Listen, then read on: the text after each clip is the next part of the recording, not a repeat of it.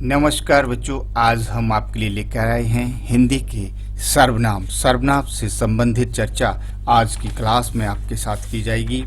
सर्वनाम क्या होता है, सर्वनाम की परिभाषा और उसके भेदों के बारे में आज हम आपसे चर्चा करेंगे।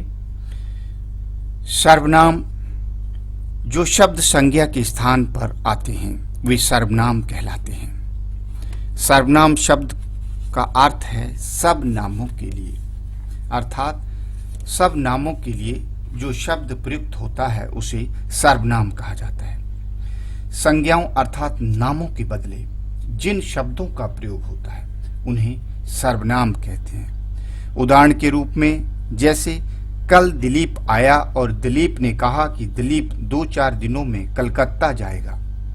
यहाँ दिलीप संज्ञा को 3 बार प्रयुक्त हुआ है और जिससे वाक्य की सुंदरता नष्ट हो गई है। इसी वाक्य को यदि हम इस तरह से लिखें तो वह सुंदर और सरल हो जाएगा। कल दिलीप आया और उसने कहा कि मैं 2-4 दिनों में कलकत्ता जाऊंगा। यहाँ दूसरे और तीसरे दिलीप के स्थान पर उसने और मैं का प्रयोग किया गया। ये सर्वनाम के उदाहरण हैं। हिंदी में ये सर्वनाम हैं जैसे मैं, तुम, आप, यह, वह, जो, सो, कोई, कुछ, कौन, क्या इत्यादि शब्दों को हम संज्ञा के स्थान पर प्रयुक्त करते हैं, जिससे भाषा की सुंदरता, वाक्य की सुंदरता बनी रहती है। जैसे एग्जाम्पल के रूप में हम कह सकते हैं, माँ ने बेटे से पूछा तुम क्या कर रहे हो। बेटे ने कहा, दूसरा एग्जाम्पल है, बेटे ने कहा माँ मैं पढ़ रहा हूँ। सरिता ने गाना गाया, वह एक गायिका है। रवि ने पूछा कौन चिल्ला रहा है। ये 4 एग्जाम्पल हैं। और जैसे बेटे के स्थान पर तुम और मैं शब्दों का प्रयोग किया गया है, इसी प्रकार गायिका के स्थान पर वह का तथा किसी अनजान के लिए कौन शब्द का प्रयोग किया गया है। ऐसे शब्द सर्वनाम कहलाते हैं। और कुछ प्रमुख सर्वनाम हैं जैसे कि मेरी आपसे चर्चा पहले ही हो चुकी है कि मैं, आप, हम, वह, कौन, तुम, वे, हमारा, तुम्हारा, उसका, उसे, जो, मेरा या इनकी, कुछ, कोई, क्या, ये तमाम संज्ञा के प्रमुख रूप से संज्ञा के स्थान पर प्रयुक्त होते हैं। सर्वनाम के 6 भेद हैं।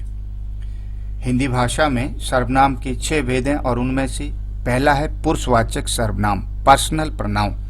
दूसरा है निश्चयवाचक सर्वनाम, डेमोन्स्ट्रेटिव प्रोनाउन। और तीसरा है अनिश्चयवाचक सर्वनाम, इंडेफिनिट प्रोनाउन। और चौथा है प्रश्नवाचक सर्वनाम।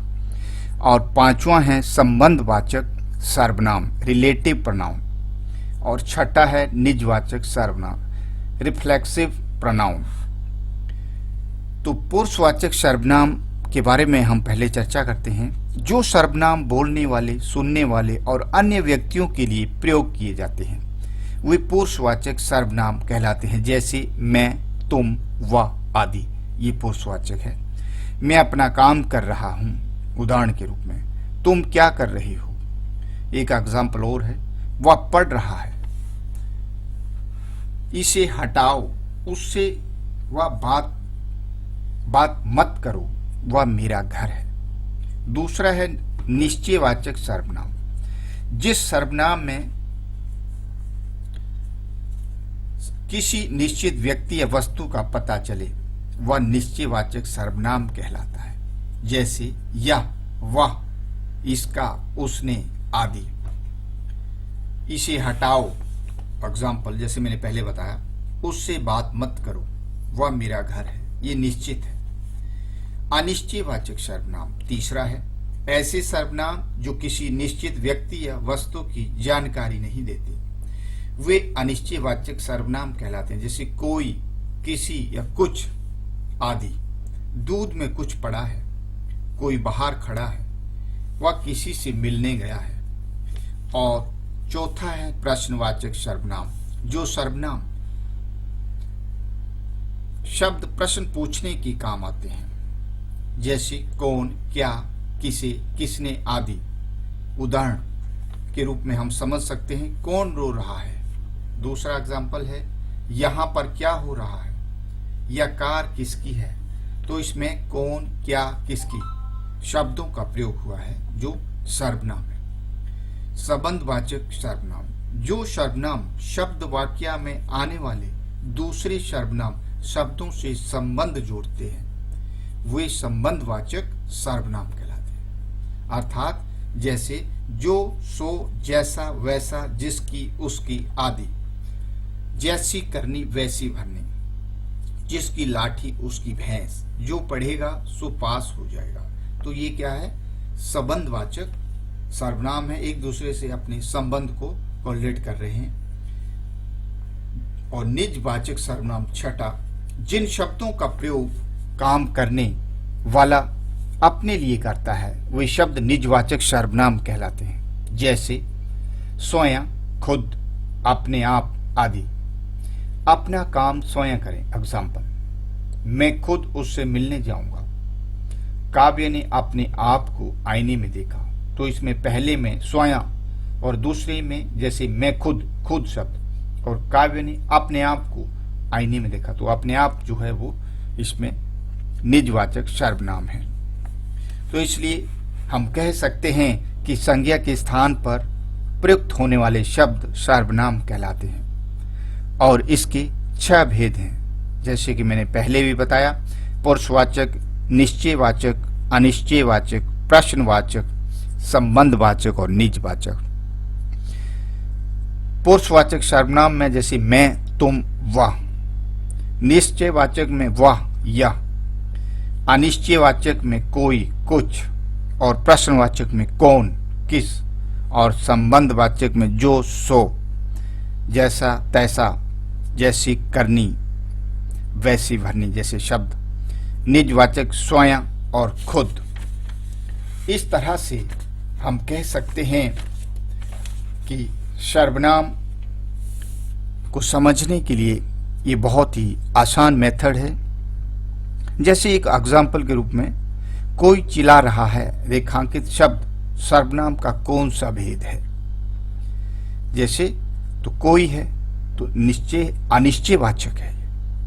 कौन पूछ रहा है, कौन पूछ रहा है, ये भी अनिश्चयवाचक है।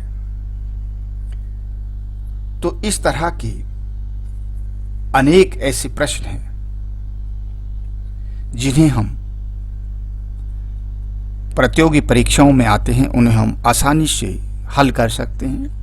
बहुत ही आसान तरीके से आप इन्हें समझ सकते हैं। वह पुस्तक पढ़ रहा है, वो निश्चयवाचक है।